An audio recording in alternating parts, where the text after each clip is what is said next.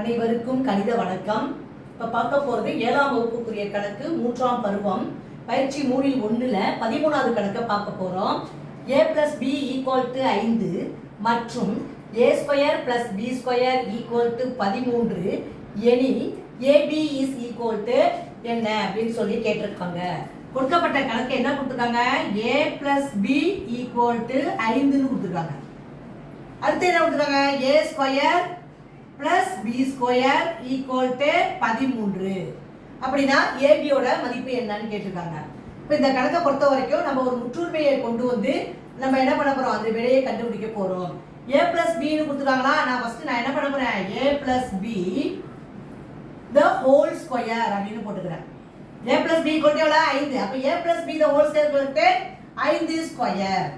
5 square என்பது என்ன? 25. அப்ப a plus b the whole square = என்ன கண்டுபிடிச்சோம்? 25 ன்னு சொல்லியிருக்கேன். இப்போ இதனுடைய விரிவாக்கத்தை ஃபர்ஸ்ட் எழுத போறேன். a² + 2ab + b². இப்போ நான் என்ன செய்றேன்?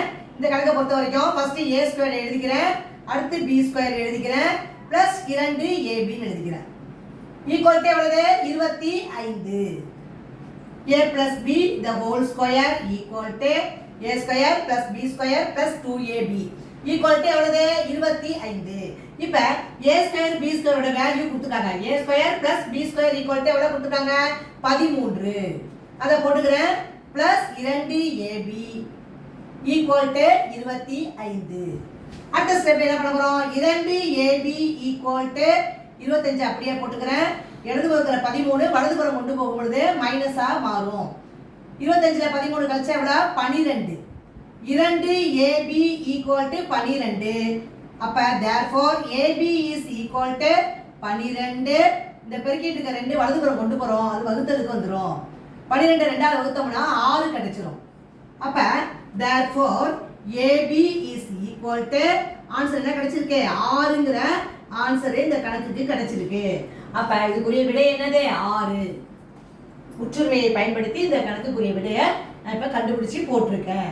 புரிஞ்சுங்களா?